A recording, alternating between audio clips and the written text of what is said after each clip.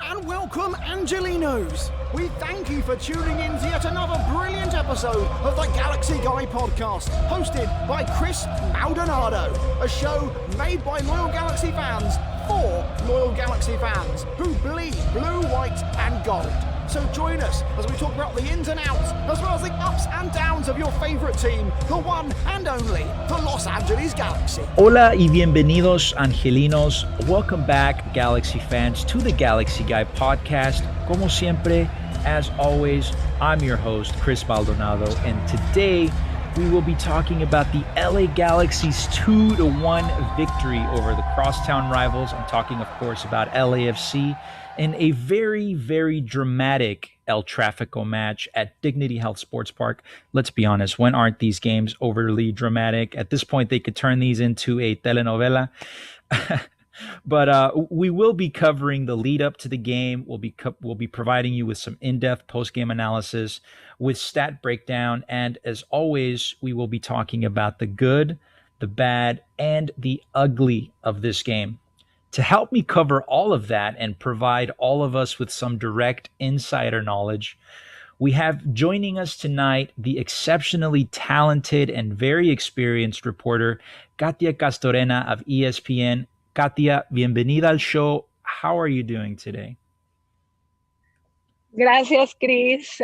Thank you for that awesome welcome. I'm doing great, and thank you so much for having me on the podcast. It's an honor. Thanks for the invite, and I'm very happy to be talking about this game. It was super exciting. I got to be there. I have to say the atmosphere felt great. We got a little bit of that El Clásico vibes back, even though it wasn't at full capacity.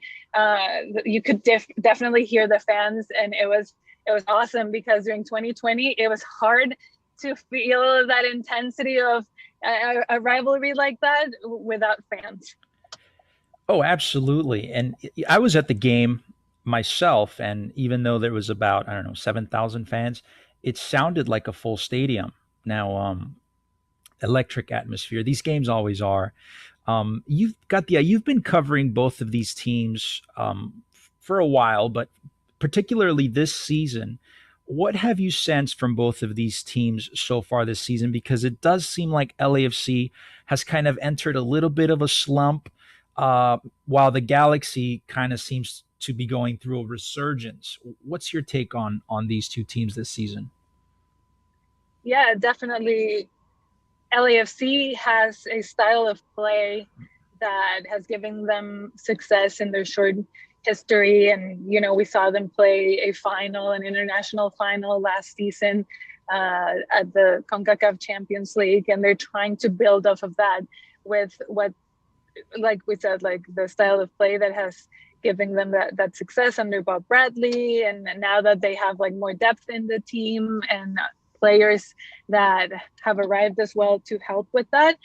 The Galaxy, on the other hand, it's trying to see that style of play that has given them success in their short history. We saw them play a final in the Champions League, CONCACAF Champions League last year, and they're trying to build off of that. They have more depth with players coming into the team and trying to incorporate them into that idea. And then with the Galaxy, on the other hand, since Greg Vanney arrived for this season, he's trying to do that and trying to make his style of play, just implement that style of play for the Galaxy. And then what I see with the Galaxy, even though, there are a bunch of new players in the team, a new staff, new coaching staff, the fact that they're just getting along so well, with Greg Vanney as a leader and the way that he's been able to,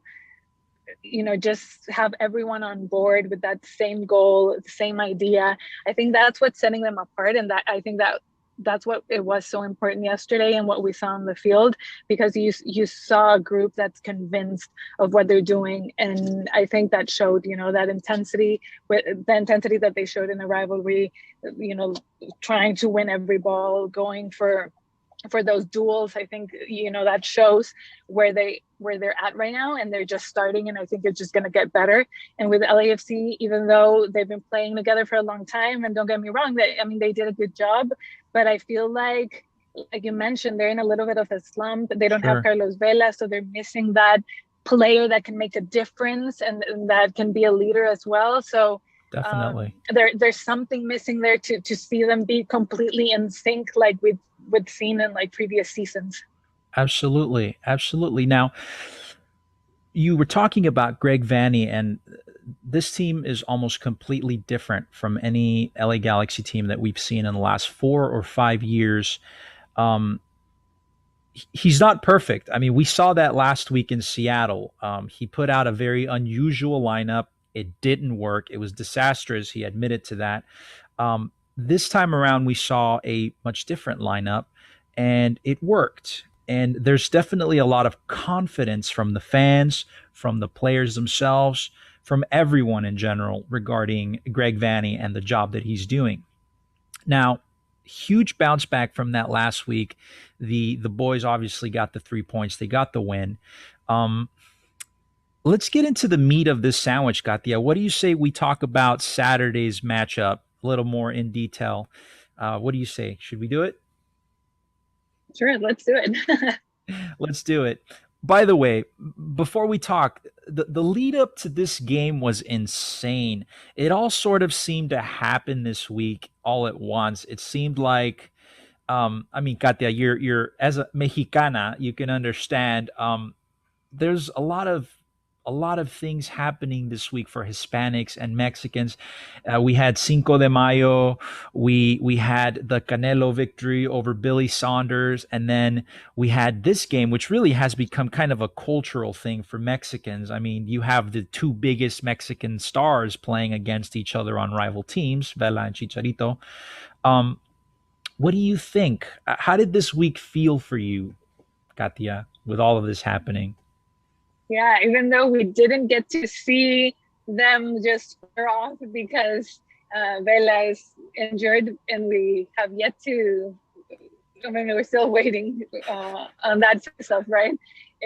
With Carlos Vela and Chicharito, this was Chicharito's first Clásico del Tráfico because last season he was injured, so it was the first time he got to experience this rivalry in particular, and then he got to score, which made it even more special. And it was great in that sense because, of course, Mexican players always get a lot of attention. And then with Chicharito, we're talking about Mexico's all-time goal scorer of the national team. So there's always a lot of attention around Chicharito, of course, last season because he was not doing so well, and now because he's doing great and the way he started the 2021 season. So there's a lot of attention there also with Jonathan Dos Santos and what can this year mean for him, not just with the Galaxy and thinking of him getting a contract extension, but also all That's of right. the tournaments that he could get to be he could be a part of with the national team. So it's definitely an important season. He's been working so hard as well to be fit, to be back at his best level, be that leader as the captain that he is for the Galaxy. So Sure. it was definitely a special night in that sense for Galaxy, for the fans, because of the rivalry, and also for Mexican fans that were just that all of the eyes were on this Oh yeah. game because they were following. I saw that with like friends and coworkers and colleagues that were just like so focused as well on this game. So it was great to see Chicharito score again, and then John also For scored sure. with Chicharito having the assist. So it was special. And then after that, like you mentioned, there was a Canelo victory. So it was like a very complete day in that sense. So Yeah. it's been a party for all. Very satisfying. And listen, nobody parties like Mexicans, right? I saw so many Mexico flags at the stadium. People just went crazy when Chicharito scored that goal. It was mind blowing. But speaking specifically of Chicharito, Katia, as an ESPN reporter, you're very familiar with Chicharito's career. You've actually sat down with him, spoken with him one on one, couple of occasions. So You perhaps have a better understanding of his character and personality than most beat reporters out there. What do you see different about him this season as opposed to last season, on the field, off the field? What's the difference? I see a determination and a focus that's different. He's always been a very determined player, and that's what's given him success throughout his career, because he's always been a hard worker player that has had success in the biggest clubs. We saw that at Manchester United, Real Madrid, then when he played in Germany, and so on and so on. So what I see now is Chicharito getting like that spark back of him wanting to just do great. Last year was a difficult year, and not just within just like the sports world, with a new team and then trying to adapt to a new league, getting, like signing with the Galaxy and testing Major League Soccer, then with the injuries, like he mentioned, 2 injuries that he never suffered from in his career, like major injuries that he had to deal with throughout the season that kept him out most of the games. So that didn't help. Also emotionally, he dealt with some family stuff with his wife, and then his grandfather, the passing of his grandfather, someone that was just so special and such an important figure in his life, because he was a soccer player as well, and Chicharito's greatest inspiration, like his father played as well, but it was like his grandfather in particular that was his inspiration. And just having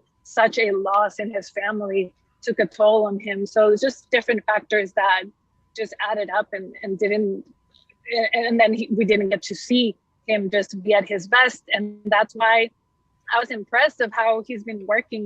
He in this 2021, not just physically, but emotionally, mentally. He spoke about this team of like 10 people that he has around him in terms of nutrition and personal trainer, but then his personal and life coach as well. All of these things that just show the commitment that he has and that desire to just be at the top level again. And then he still wants to, fight for important things, for championships, to get a spot back and be able to play again for the national team. All of those things that we've seen so far paying off. And I see that hunger and that determination from maybe when he was younger and when he got to go and play in Europe. Sure. No, and listen, for the most part in this game, he looked sharp. He looked like a completely different player. He looked agile. He looked quick. He looked alert. And we'll talk a little bit more about Chicharito specifically a little bit further down the show. But let's talk a little bit about that starting lineup. A couple of interesting things about that starting lineup. We saw the return of Adam Saldana to the starting 11. He wasn't in there last game, but we did see him in the first 2 matches. Of course, he was filling in for the absent Victor Vasquez, who is apparently injured from a knock he picked up in Seattle. 34 years old, playing on turf.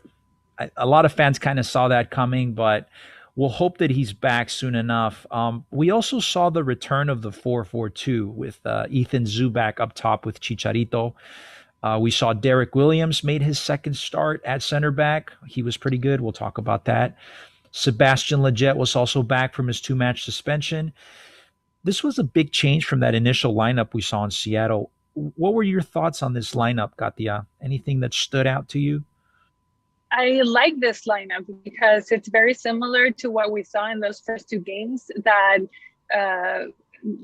gave them, those positive results. So I think that's why Greg Vanney kind of went back to that, because we saw in that inaugural game against Miami when he adjusts, and then we see Stuba come in, and it just made everything better as well in terms of the attack with the understanding with Chicharito. So Greg Vanney tried something different last game. It didn't work out.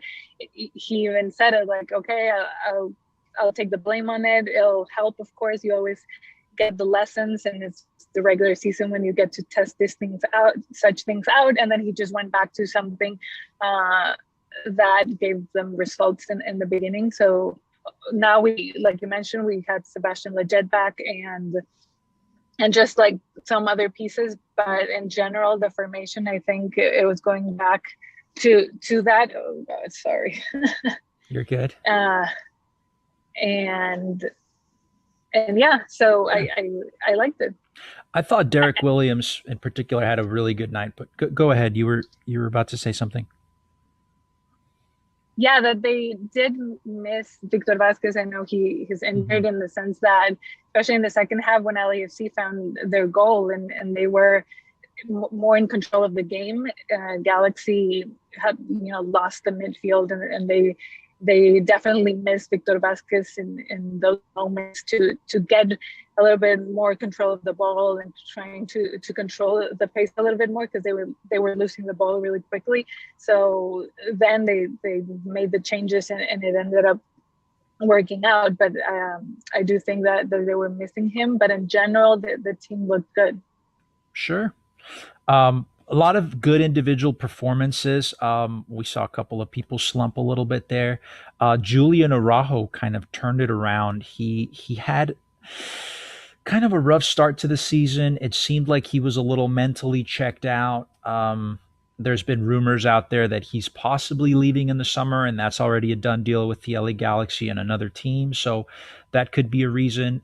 He also had not such a good time with the national team. They obviously failed to qualify for the Olympics, but it seems like he was back in his own head. He was back in his own body for this game, and he had a phenomenal game, one of the better players out there on the field. But speaking of individual performances, speaking of people that did good, people that did bad, this portion of the show I like to call the good, the bad, and the ugly, where we talk about the things that we saw that were good on the field, the things that we saw that were bad, and the things that we thought were ugly.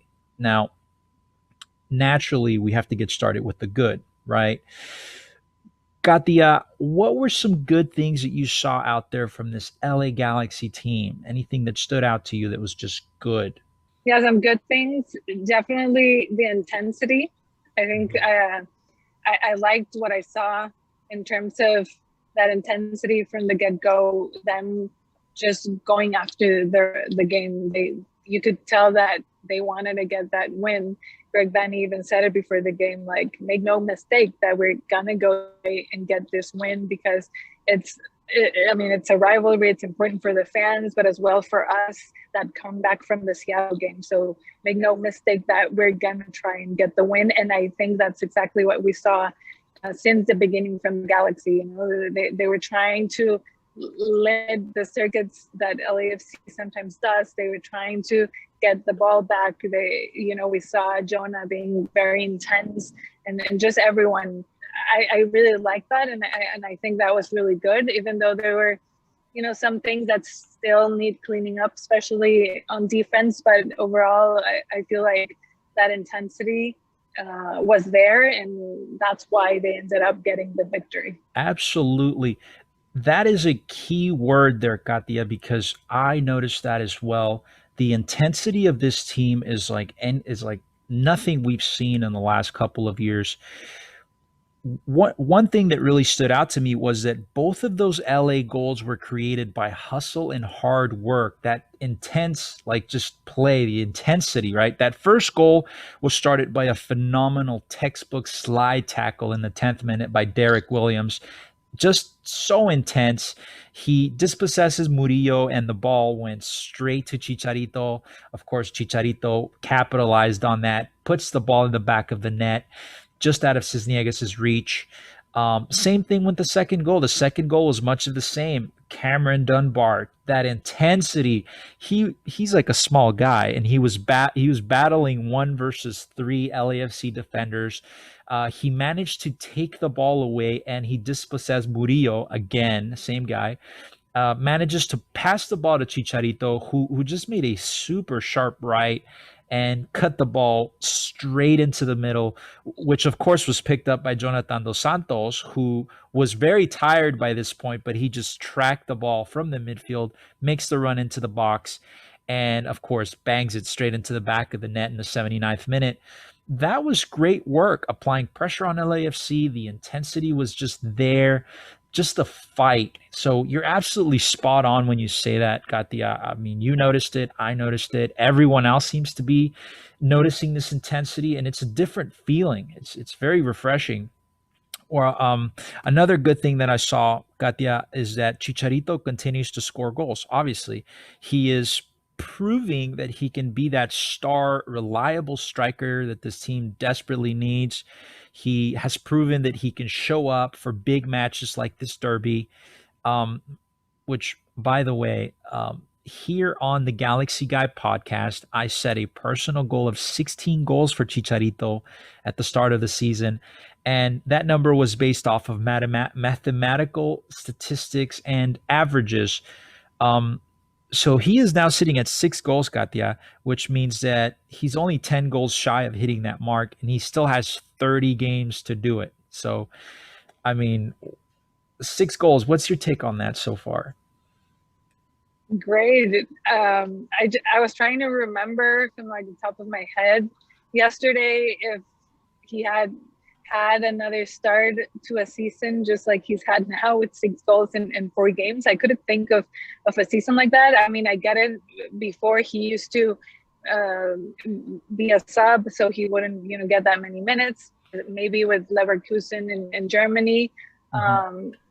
But like that's one of the reasons that he also signed with the LA Galaxy, because he wanted to have that consistency, be a starter, have the minutes, be someone important for a team. And that's what he's getting here. And it's very special to then get the goals because of that work that you're putting in. It's just giving you that reward, and it's been great to see him start the season like this. It helps the team definitely because he's leading by example on and off the field. And then they definitely need him, like you said, when you have a version of Chicharito like that it's scoring goals, then it just helps everybody and then just helps the team be better. Sure. So a lot of good things that were out there. Those were some of the biggest. Obviously, the best, I guess, if you were to ask any fan out there what they thought was the best from this game, they would say that they beat LAFC, which is never an easy game. It's always a very hard game to do. The LA Galaxy proved that they can do it yet again. They proved that they could step up to that match and deliver. And listen, it's another 3 points at home. So far, the LA Galaxy is undefeated. They have an undefeated home record at least, and that's important. In MLS, you have to win your home games, right? You have to get those points. The road is a different story, but everything at home needs to be points. So that was definitely a good thing. But now, Katia, let's move on to the bad because talked about the good. We obviously have to talk about the bad. In my opinion, the stats once again reflected that the LA Galaxy got outplayed by an opponent almost across the board, which is never good, especially when you're at home, you're the home team. But looking at those stats, if you look at possession, for example, the LA Galaxy only possessed the ball for 39% of that match, whereas LAFC possessed the ball for 61%. So it was very evident that the LA Galaxy was kind of chasing the ball for the most part.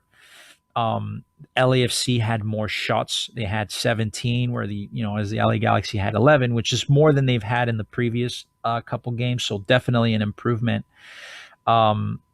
Just across the board, you look at accurate passes. LAFC had almost double. They had 440 accurate passes. They had a better pass success rate, 83% versus the LA Galaxy's 72%.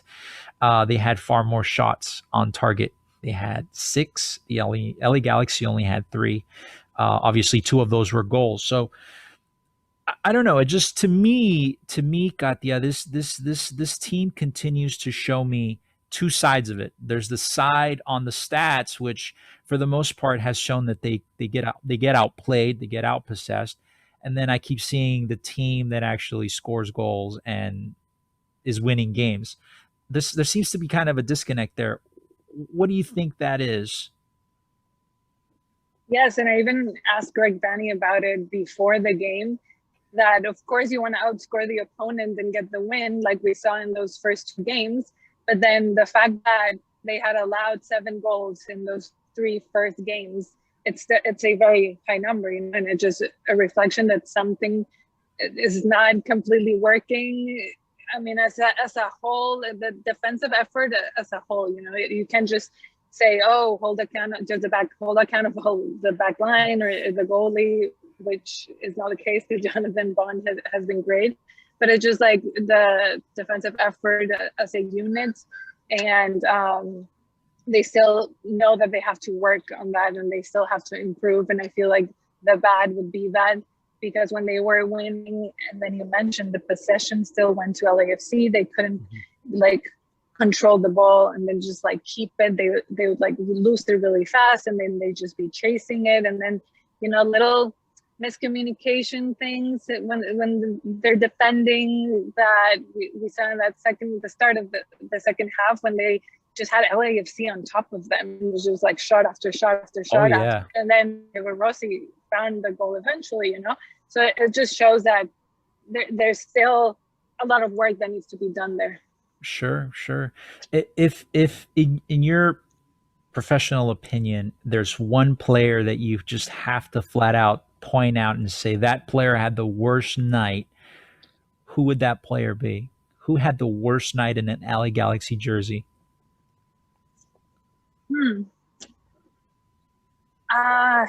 It's a tough one. I don't want to say Gracias, maybe, like it didn't make that much of an impact. He was tired like in the second half, so I feel like he hasn't fully like adapted to the team. So if I have to choose one, I'd say him, that he couldn't like really make an impact, I feel. And then Zubak, I'd say that he's a young player and he's still missing that vision, I guess, reading certain situations in the game. There was a play actually that Gracias was just like by himself and he wouldn't like cross it to him. And then there was another play where even Chicharito, said something to him. So I guess those two, I'd say, have to step it up. For sure. Yeah. And that was actually my my ugly take for the game. Which is that Samuel Gracias, I do agree, has been mostly absent these past couple of games, really since the start of the season, despite being one of the guys who really needs to show up big for this LA Galaxy offense. He had a rough night, to say the least. He played only 63 minutes. That's bad.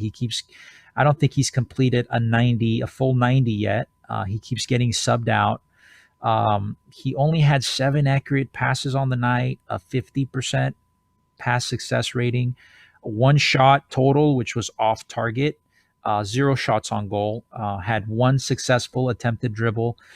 I don't know, Katia, what else have you seen from Samuel this season so far? Because it really doesn't make sense to me. It can't possibly be a match fitness issue at this point. He has been training with the team now for a couple of months. He did the tail end of preseason with the team. This is 4 MLS games now under his belt. He's just not fitting in. Is it a language thing? Is he just? What do you think? Yeah, it's definitely an element. I mean, I get it. It's the fact that you have to just adapt to a new league, a new team. Fitness wise, like you mentioned, he's been with the team for a while, but there's something there that still miss him in terms of him getting that rhythm of games under him. So I think that's one factor, and the language barrier for sure. Sasha Kleshton told us that he's been the translator and the official just like companion to Samuel, because he speaks French, so he's been trying to help him out to just be in with the team, and then him getting what they're saying, so those little things and those details can actually mean a lot. So I feel like there's something of that in the mix for sure. Absolutely. Let's hope it's just a language thing. It's taking him a little time to acclimate. We do, of course, have some more French players on their way. We saw Kevin Cabral at the game. He was there. He was posting his Instagram at Dignity Health Sports Park. We have Sega Koulibaly coming, hopefully within this week, maybe next week. So there's going to be some French speaking players on the team. Hopefully that'll help him acclimate, help him feel at home, and help him feel comfortable enough to show up and perform, because it's definitely going to weigh heavy on this LA Galaxy team if going forward they're missing that offensive piece from Samuel Grandsir. It can't just be Chicharito. Chicharito can't carry this season alone. This LA Galaxy needs to find goals from other players. One of those has to be Samuel Grandsir. We've yet to see what Kevin Cabral brings to the table, but Samuel definitely needs to step it up. So that's my ugly take on that. I don't know, Katia, if you have any other ugly takes, maybe something ugly that you saw in the game, maybe inside the pitch, outside the pitch. I agree. No, I'm glad that nothing ugly happened outside the pitch, because I did see, what was it, last home game against the Red Bulls, I guess. There were some fans in a confrontation, so Right. that was an ugly take. But even though it was a rivalry, I did not see that yesterday, so that was good. That's good. Listen, I stayed very hydrated since that last game. People on Instagram will understand what that means, but it's definitely a good game. It's definitely a good game. A lot of confidence in me as a Galaxy fan. I was in the stands. The last couple seasons, every time I've been in the stands watching the team, I've just felt it. I've had this feeling in the pit of my stomach. Even if we've been winning, I always feel like this team would somehow mess it up. And we saw it many times where the team just fell apart in the second half. But this season, it's a completely different feeling. I was confident throughout that whole game. Even when LAFC tied us 1-1, I knew it. I just knew it in the pit of my stomach. I said, listen, this team's not giving up. They're still fighting. They're still going. They're still running, even though I saw some guys out there that were super tired. I saw some heavy legs. Very surprised Derek Williams went 90 minutes. Very surprised Jonathan Dos Santos stayed on. But the team fought and they got that victory. So very different feeling. Phenomenal.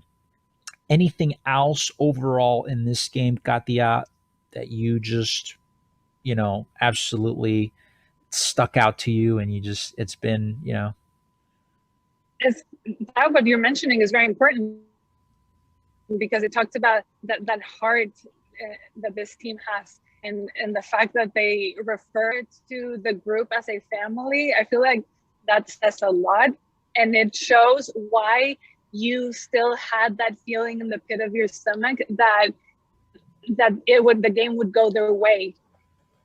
And I feel like that's something that's setting this group apart from previous seasons. And I have to give a lot of merit to Greg Vanney, to what we're seeing of this team is like the Greg Vanney element that I feel has made that switch and is giving that hope to the fans. For sure. And I've talked about that many times on my show since the announcement of Greg Vanney. This team has lacked an identity for about 5 or 6 years now. Greg Vanney brings back that identity, that original identity from that 96 team, from that early 90s team, that was just a winning team. That was a winning team. They knew how to win. They had that mentality. So he brings back guys like Kevin Hartman, Dan Kalikman. These guys were there. They know what it means to be an LA Galaxy player and win. So I'm seeing that identity now with the LA Galaxy, and it's a very feisty, fiery identity, and I couldn't be happier. But we talked about the good. We talked about the ugly. We talked about who we thought was the not so good players out there. Let's talk about who we thought was the best player for the LA Galaxy out there. Katia, if I were to ask you who the MVP of this game was for the LA Galaxy, who would you say the MVP was? To me, the MVP was Jonathan Dos Santos. I feel he gave a great game. You know, the way he fought, the way he tried to win the ball back and just set up his teammates. He even got the reward of the goal. The fact that he did go for the 90 minutes, even though he felt like he couldn't towards the end. I give it to him. And then to Jonathan Bond, because I think he's been great. He's, to me, I'd say like the greatest signing so far, because they've been struggling defensively, and the fact that you have now a goalie that just provides security and just is able to, you know, share that with his teammates and just start and you feel that as a player, the eyes that are guiding you from behind and that are giving you that sense of security, I think it's very important, and it will play a huge part down the line. Sure. I would agree with you on Jonathan Bond. I thought Jonathan Dos Santos did an okay job. He had a decent game. Uh, I was surprised he went 90 minutes. I mean, he spoke on during this last press conference where he was available. He basically said that he was having some issues where he had issues with the mobility of his ankles, and his problem with the cramping was a biomechanical issue, not so much hydration or nutrition. It was a thing, you know. It's just, I guess, the way he runs, his feet kind of invert a little bit. So, but I was surprised, pleasantly surprised that he went 90 minutes. I thought he did an okay job. But you're absolutely spot on Jonathan Bond. I mean, he had four extremely solid saves on the night. He had some insane diving saves. I mean, that 31st minute double save that he had against Rossi, the first shot against Rossi, he deflects the ball out. The ball unfortunately comes to Latif Blessing, who just shoots the ball. He cannons the ball. Jonathan Bond, on a quick reflex save, extends upward, sends the ball over the bar. Phenomenal player, and I do agree with you. Arguably the best signing so far this during the offseason for the LA Galaxy. I mean, we've yet to see Kevin Cabral, but so far Jonathan Bond is that goalkeeper that the LA Galaxy so desperately needed. David Bingham was kind of a hot and cold, or a hit or miss type of guy, mostly miss.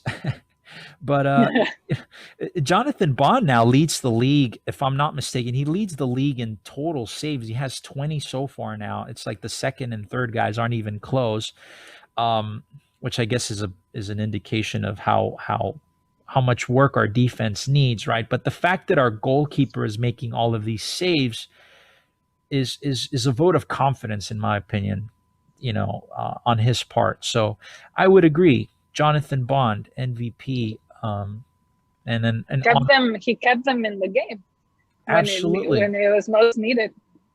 Absolutely. And there was one point, like you mentioned, where LAFC was just shot after shot after shot, and they were just attacking and attacking.